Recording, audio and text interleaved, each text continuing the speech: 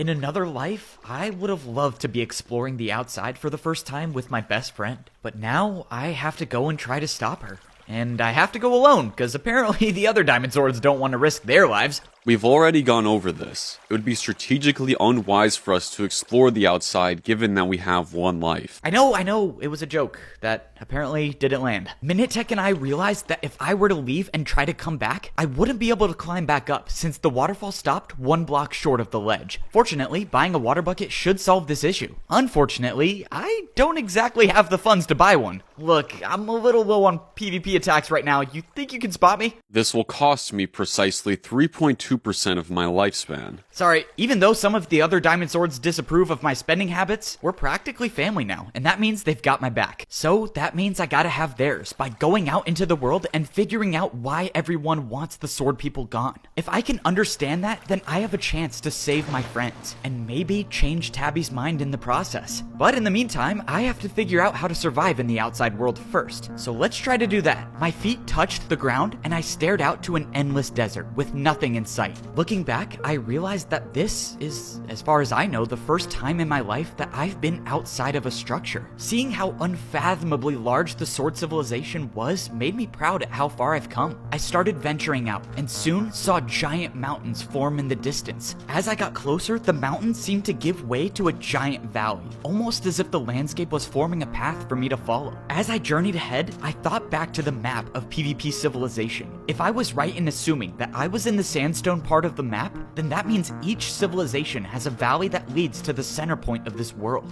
After a short while, I soon realized that I was probably correct. The valley opened up, and in the center was a giant pyramid-like structure with waterfalls flowing all the way from the top. If I had to guess, this was in fact the center of our world, which means this structure is the origin for every single player in PvP civilization. I could tell that there were statues up at the very top, but I could barely make out what they were. Well, alright, guess I'm going up the waterfall. On the ground in front of the waterfall, there was a small platform that had the same red coloring as the walls of the sword civilization. Looking back, I probably should have paid more attention to my surroundings instead of the architecture of this place, because when I looked up at the waterfall, there was a player dropping down right in front of me. I couldn't tell what weapon this player was holding, but whatever civilization they were a part of, they will definitely try fighting me the second they see my diamond sword.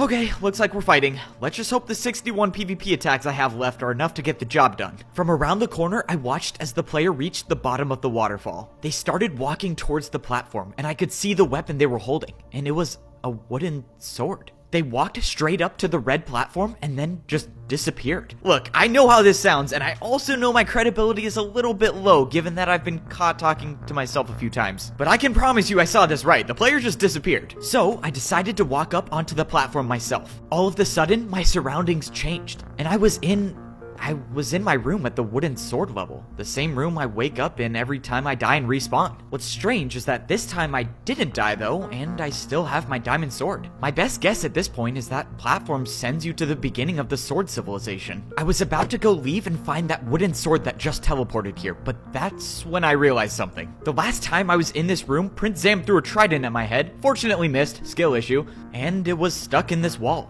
But now it's not here, which means he has it, and that probably means I'm gonna get jump scared again. That wasn't fun. But at the very least, I have my diamond sword now, so I guess that's a little more intimidating. Anyways, back to finding the wooden sword. I have a good reason to believe that this player was a newborn wooden sword, and if that's the case, they would be in the same spot I was when I first woke up here. Turns out, I think I was right, and I found the player that teleported here that was clearly trying to understand the mechanics of the armor stand door. Eventually, though, the door opened back up, and I could confirm my theory. This player had no clue where she was, 0 wins to her name, and no memories of anything at all. This was definitely a newborn wooden sword, alright. I tried to fill them in on the basics, you know, having to PvP to survive and such, and apparently they took that very seriously because they tried to fight me, but that's when I realized her attacks did no damage at all. I even taught her a critical hit, but still I took no damage. Other than dying by Tabby with the Eternal Sword, this was kind of my first time taking damage as a diamond sword. Maybe that has something to do with it. I wished the player good luck, and I encouraged them to buy a bigger house. Am I a bad person for telling a wooden sword to waste most of their life on just a bigger house? maybe. But come on, what's the point in living longer if you're not gonna have fun in life? So by that logic, I might be a good person. Anyways, I took a little detour at the Iron Sword level to check up on a friend. The last time we spoke, my guard friend was on a journey of self-discovery to figure out what being a shield in PvP civilization means. So last time we spoke, you said there's a door down there that might lead to other civilizations. How's that looking? No progress yet. I still can't get the door open. I'm starting to think that maybe being a gold level guard might let me open it. But that's my only guess. Okay, well, if you need to be a gold level guard, then let's just work on ranking you up. Okay, I'm not sure how many more hits it's gonna take for your helmet to break, but I'm running quite a bit low on PvP attacks myself. How is that even remotely possible? I thought diamond swords have enough durability to last a lifetime. You know, you would think. Apparently they don't hold up so well when buying speaker systems, but don't worry about it. I think I have a solution. If I could, I would just die, respawn, and get a new diamond sword. But with Prince Zam out there threatening my chances to respawn, that doesn't seem like a great option. So instead, I think it's time to bury the hatchet, or bury the axe in PvP civilization terms, with Parrot. Because I think it's about time I forgave him. It doesn't look like you're too shocked to see I have a diamond sword. If you've got a diamond sword, that must mean you came here from the outside. So that means Tabby won, but she let you live. You are right about that. She did win, just like you predicted in your message. I just wish I could have realized what was happening sooner. If I did, then maybe the Eternal Sword would still be here and we wouldn't all be in danger. You're not the one to blame. No one in your position would have expected you to stop Tabby. Honestly, it's a miracle you're still alive. I should be the one to apologize. I should have warned you sooner. And because of that, my civilization will pay for the consequences of my actions. You see, the bows, axes, and tridents never attacked each other, but each one of them knew that whoever obtained the Eternal Sword first would seek to wipe out every civilization. I can't say for certain how long we have, but the axes are the most ruthless civilization of all, so it's safe to assume they won't hesitate to attack. Wait, I don't get it. I thought all of the civilizations were against the swords. So why would Tabby and the axes attack the other civilizations? Each civilization holds their own eternal weapon. If one civilization were to collect all 5, there would be no stopping them.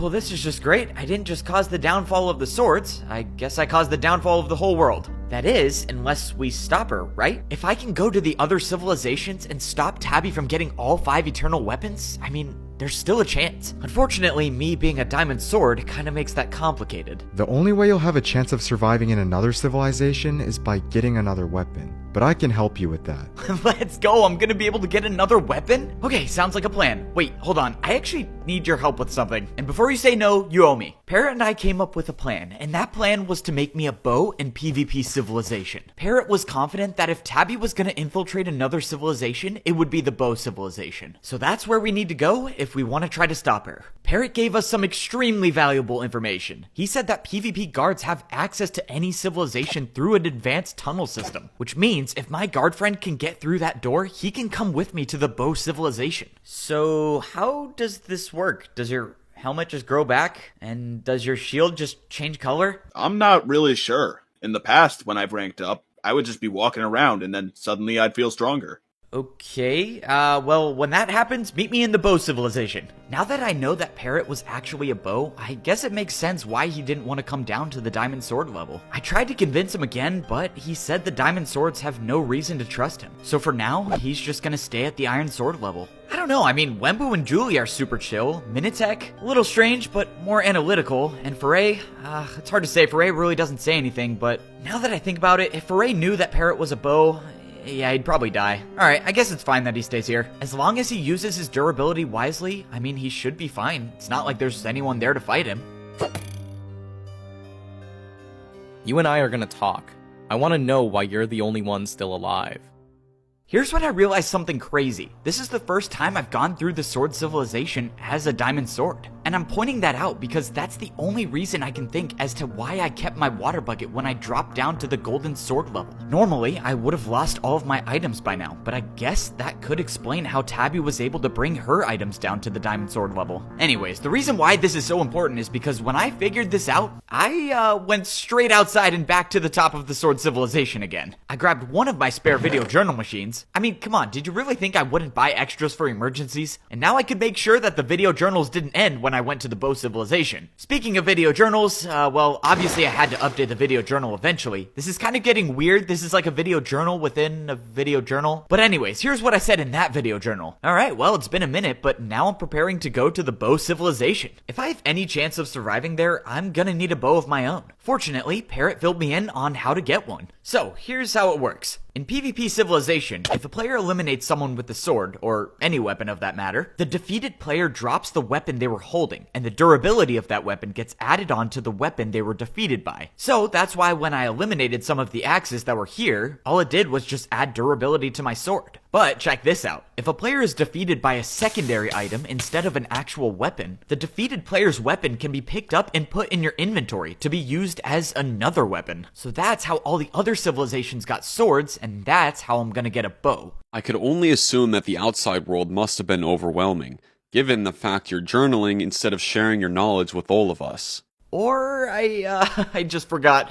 Yeah, I should probably fill everyone in on everything I just learned. So signing off. After getting everyone caught up, well, I needed a flint and steel as a secondary item if I was gonna get a bow. And since I virtually had no durability still, well, Wenbu clutched up this time. Like I said, we're family, and you know, what's family without asking for a few handouts? Alright, it's time to get serious though. If I do manage to successfully get a bow, I'll be going into a civilization where everyone is against the swords. So naturally, fights will be inevitable, but I'm gonna try to avoid that as much as possible, because even though I'll respawn, Prince Am is still definitely out there, and I don't want to die for real. I made it back to the center of PvP Civilization, and already there was a player dropping down the waterfall. This was my perfect chance to get a bow. As far as I know about these newborn players, they should just walk straight to the platform, so, well, hopefully this is enough fire. Unfortunately, the player was walking way too fast, and I kind of panicked and had to end it right there. Okay, I know this video journal has been really long, but remember from the beginning when I said there were some unnecessary sacrifices made? Yeah, that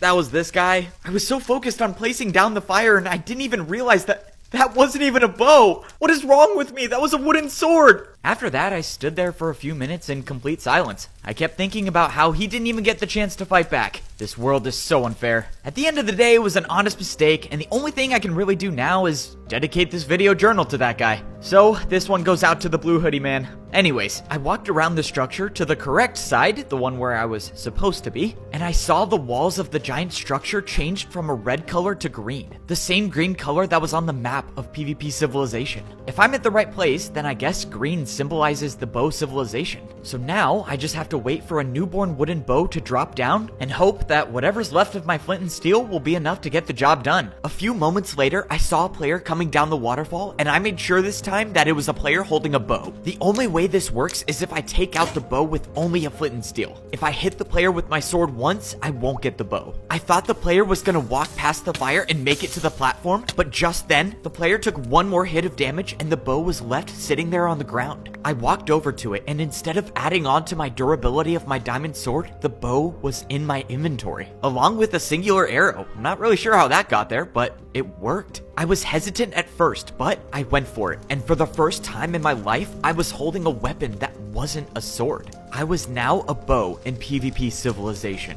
I had to be careful when switching out my weapons, because everyone knows in PvP Civilization, if you stop holding a weapon, well, it's game over. But for the journey ahead, I would only be needing a bow. Hopefully. I stepped up onto the green platform and instantly was teleported somewhere. I was inside of a room that looked similar to the one I started off in the Sword Civilization. The only things in here were a bed and a sign that said I had 0 wins. I was definitely in a new civilization, so at that moment I knew I had to be prepared for anything once I opened the door. I wasn't sure how this worked, but I shot my one arrow at the armor stand and the door opened. Naturally, I tried to go retrieve the arrow, but it didn't look like it could be picked up. However, a few seconds later, I checked my inventory and somehow there was another arrow there. I guess being a bow in PvP Civilization means you always have an arrow on you. I stepped out of my room to explore the bow civilization, and I saw that my room was basically on the edge of a cliff with water down below. I saw giant walls with a more intricate green design. I saw armor stand doors, just like in the Sword Civilization, but what I didn't see were people. Now, I know this is PvP Civilization, and people don't come out too often because they don't want to risk their lives unless they absolutely have to, but this civilization was definitely different. There was not even a single guard in sight. It was completely empty. That was until I saw the miraculous sight of a PvP guard holding a golden shield. It looked like my plan worked, and my guard friend made it to the bow civilization with me. Then I set up my video journal, did the whole skit thing with the PvP guard, was kind of unsuccessful, and now we're here. I should probably get off though, because there's a bow standing right here. So on that note, signing off. While it's hard to make sense of any of that, I can't imagine the other diamond swords would have wanted that story told here. I'll admit I probably shouldn't have said any of that in front of you, but I'm committed to the journal. To be quite honest, no explanation was going to help you survive. I just wanted to see what I could learn. Now I'll do my part in making sure the swords never destroy this world again. Look, you don't understand. I came here trying to save your civilization. Someone has the eternal sword and they're coming for the eternal bow next. I just want to help. Take a look around you. What do you think happened here? They stole the bow and wiped most of us out. And as far as I'm concerned, you led them here. The eternal bow is already gone? Wait, what do you mean by they? How many were there? 2 diamond axes. That's all it took to wipe our civilization off the map. In all my time alive, I've never seen players like them. The speed, the strength, the intelligence they had. We fired off every single arrow we had, and it got us nowhere. The only thing that secured my civilization's survival was my promise to them that I would help deal with the rest of the swords. So, as it stands with the deal I made, I can promise you there's no reality where you leave here alive.